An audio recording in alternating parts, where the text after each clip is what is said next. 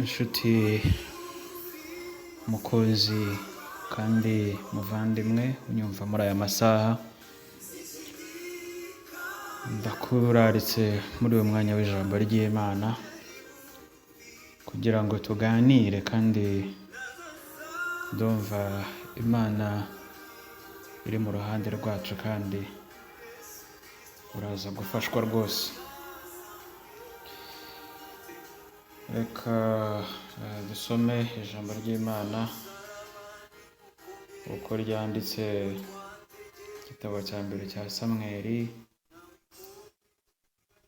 ibice 30, turasoma umurongo wa 6. Haranditse ngo, maze Dawidi arababara cyane kuko abantu bavugaga nk'abenda kumutera amabuye. Abantu bose bari bafite agahinda, umuntu wese ababajwe n'abana be b'abahungu n'abakobwa, ariko Dawidi yikomereza ku Uwiteka Imana ye. Haleluya! Imana iduhane umugisha. Dusenge. Mana, mu izina rya Yesu Kristo, mu mbaraga z'ubushobozi bwawe bwinshi, ndagushimiye kuko ari wowe Mana wenyine, ni wowe Data wa twese nyir'uhumura n'imbabazi, ni wowe wuzuye ubuntu n'urukundo. Ndakwinginze ngo ubane natwe muri uyu mwanya w'ijambo ryawe, kandi Umwuka Wera asohoze ibyo washatse yuko abantu bumva, ku bw'izina rya Yesu Kristo tubisabye twizeye, amen. Muvandimwe, nagiraga ngo tuganire kuri iri jambo rivuga ngo kwikomeza k'Uwiteka mu gihe cy'amakuba ndetse n'umubabaro. Mu by'ukuri tugendeye kuri iyi nkuru dusomye, ni inkuru igaragara nyine muri iki gitabo cya Samweli, ibice 30, twasomye umurongo wa 6. Ariko ugiye usoma ibice bibanza n'imirongo ibanza, usanga ari igihe Dawidi yari mu gihe gikomeye, mu gihe yahigwaga na Sawuli, ndetse kugeza ubwo yaje kwiheba agahungira mu gihugu cy'Abafilisitiya, agendana n'ingabo zigeze kuri 600. Mu by'ukuri ntabwo yari yorohewe kuko yahizwe igihe kinini, kandi nkwibutse ko yahigwaga gutya, yari yimitswe ari umwami ariko arahigwa. Bivuze ngo ushobora kuba ufite amahirwe runaka, ushobora kuba hari ibintu nawe uzi neza ko ari ibyawe bwite, ariko umwanzi akabiguhigiramo. Nuko rero nuko byamugendekeye, aza gushika mu gihugu cy'Abafilisitiya, ndetse agera ku mwami witwa Akishi. Akishi ngo Dawidi amuhakaho, babana igihe kinini cyane, ndetse abonye ko nta kibazo cyiwe atamurwanya, aza kumuraga agasozi. Bivuze ngo mu bitugerageza, niko ijambo ry'Imana rivuga ngo hamwe n'ibitugerageza Imana izaducira akanzu. Haleluya! Hamwe n'ibitugerageza Imana izaducira akanzu, hamwe n'imibabaro yacu Imana izaducira akanzu. Nuko rero igihe kiragera, uwo mutware ngo aza gusaba Dawidi ko yajyana ku rugamba ngo bajye gutera Abisirayeli, ariko bagenze iminsi 3, abatware b'Abafilisitiya barabyanga, ntibabyishimira, bakeka ko ashobora kubagambanira. Nuko Dawidi asubira inyuma umudugudu yari yarahawe cyangwa se igikingi cyitwaga Sikulagi. Hanyuma hageze rero nibwo yasanze abagore be babiri, harimo Ahinowamu ngira ngo na Abigayili wahoze ari Mukanabali. Harimo abagore b'ingabo ze zigeze kuri 600, abana babo, amatungo, ngo byatewe n'abamaleki ndetse barabasahura barabatwara.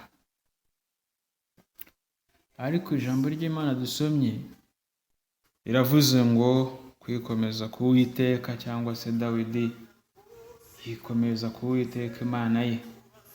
Mu by'ukuri baraje bagarutse basanga banyazwe ibintu byose, abagore, abana, abakuru n'abato, nta kintu na kimwe cyari cyasigaye usibye ko bari babitwaye.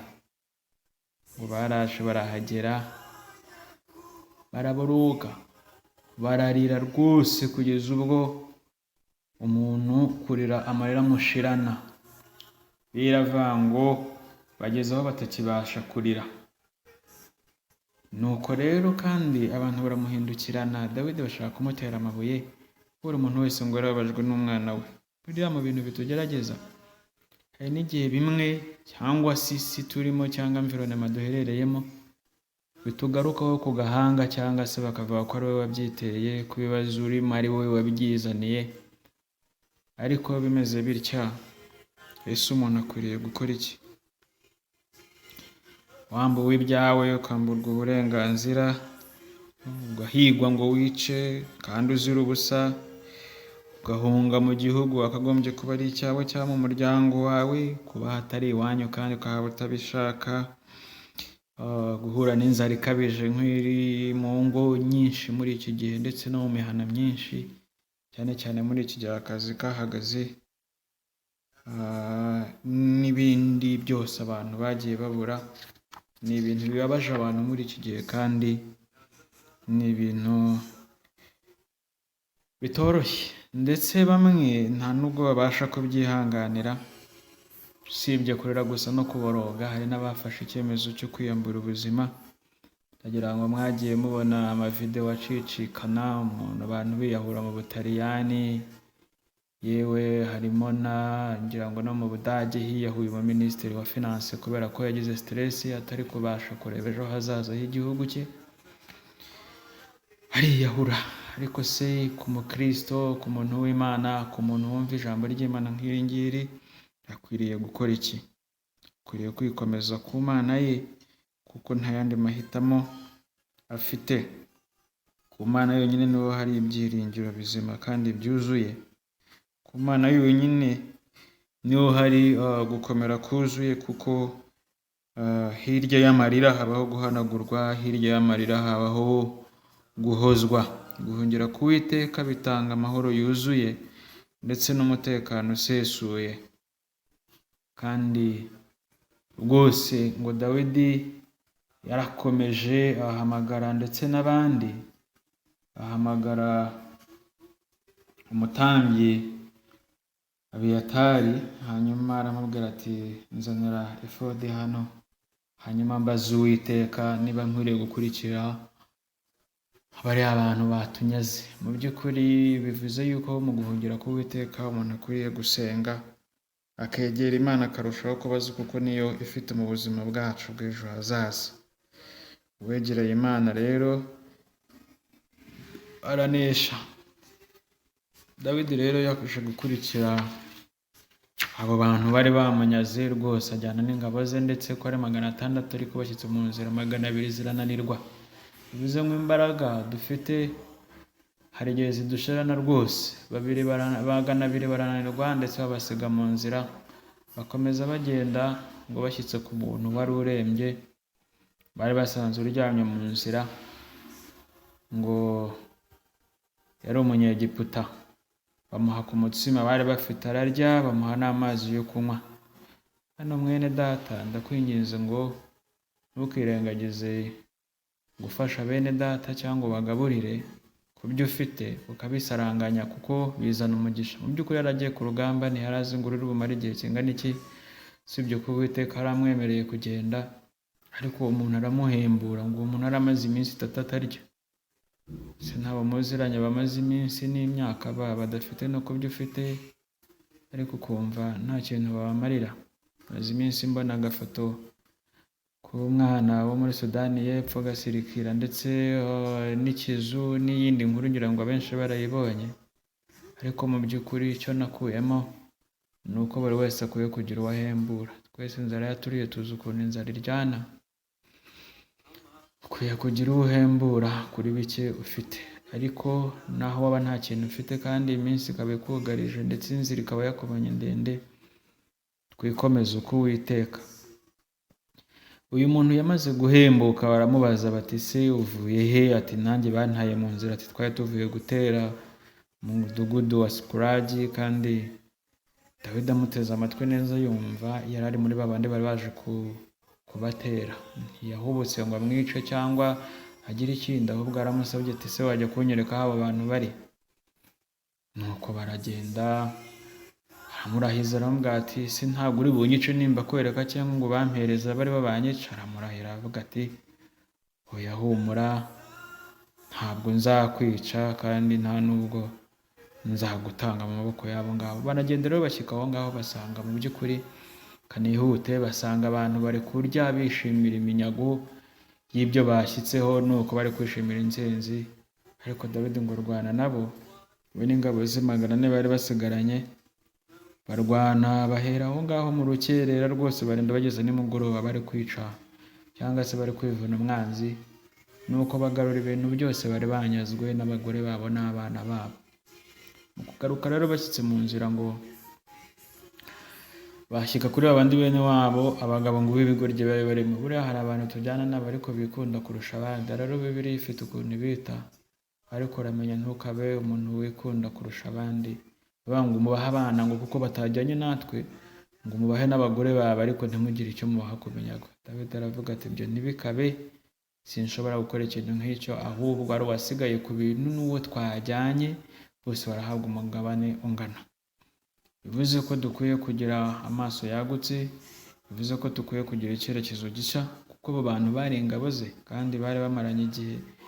Ntabwo bari bamaranye igihe baravanye mu Bafilisitiya, Pluto baravanye muri Israel bagenda bahunga barenda binjirana mu Bafilisitiya. Rero iyo minsi 3 ari igihe umuntu agukorera agakosa gusa kandi bamaranye imyaka n'indi. Iki gihe cya confinement ni igihe cyane cy'ibyumweru bikeya, ariko hari ingo zamaze gusenyuka, hari abantu bamaze gutakaza cyangwa gusenya ibyo bari barubatse mu myaka ingahe. Icyizere wari umaranye imyaka 26 nyuma ya Jenoside kikayoyoka gusa mu kwezi kumwe cyangwa mu byumweru 3. Ntabwo ari byo, ahubwo bikomeza uko Uwiteka. Nuko rero muvandimwe kandi inshuti yanjye, nibyo nagira ngo nkubwire ko nyuma y'agahinda, nyuma y'ibibazo, nyuma y'imibabaro, nyuma y'ibi ngibi mubona, ndagira ngo mbabwire yuko haracyari ibyiringiro yuko igiti cyatemwe cyakongera kigashibuka ndetse kikera amashami aruta aya mbere. Rero icyo dukwiriye gukora ni ukwikomeza ku Uwiteka, tugasenga, tukiga ijambo ry'Imana, kandi tukabwira Imana igakomeza kutweza ndetse no kuturinda. Hanyuma n'abandi benshi muri Bibiliya bagiye bikomeza ku Mana, nka ba Yozefu ibagirira neza, ba Daniyeli ni uko Imana yabagiriye neza, twavugaga Dawidi, ariko na Aburahamu ni uko nguko, yewe na ba Debora bayikomejeho barwana n'abanzi babo barabatsinda, ndetse ibihugu byabo bigira amahoro. Muvandimwe nayo nagira ngo ugaruke mu byiringiro kandi ufatanye nanjye kwizera yuko Imana yacu ishoboye. Ntugire ikindi cyaguhagarika umutima. Kiruta byose kandi umwami wacu ari bugufi ndetse azaza nk'uko tubyumva muri ino ndirimbo. Reka duhumurize imitima yacu, ndagaruka mu kanya dusenga.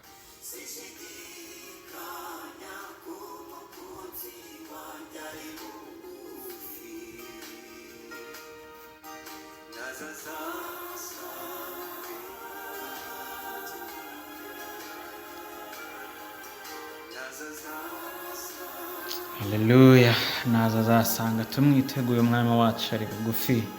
Imana rero guha umugisha mwene data wakoze gutega amatwi ijambo ry'Imana. Njye wari kuganirizaga ndi Kayitare Abraham Brice. Ngushimiye ko wafashe umwanya wo gutega amatwi ijambo ry'Imana. Kadusenge. Mana yacu, Mana ishobora byose, mu izina rya Yesu Kristo tugushimiye kuri uyu mwanya w'ijambo duhaye. Ndakwinginze ngo imitima igiye kuryumva cyangwa se ryumvishe urushaho guhembuka, kandi Data wa twese mu gihugu kigaragara nkaho ntabwo ejo hagaragara, nkaho ari igihugu cyuzuye umwijima, uzana urumuri utembeshe imigezi mu butayu, hari ubwatsi bwumye wongera umeze ubundi butoshye, kandi mu by'ukuri tukiri muri ubu buzima uduhe guhembuka yewe n'ibitwugarije, yaba ari COVID-19 ndetse n'ibindi byose biri gutuma abantu biheba. Ubituvanireho kugira ngo dukomeze gukorera turi amahoro, tuguwe neza. Fasha isi yacu rero, utabare imigabane yose, kandi nako ukomeze kutugirira neza, kandi ukomeze gushyigikira ubutumwa bwawe n'ijambo ryawe. Bisabye nizeye mu izina rya Yesu Kristo, amen. Muvandimwe, urakoze cyane, Imana iguhe umugisha, amen.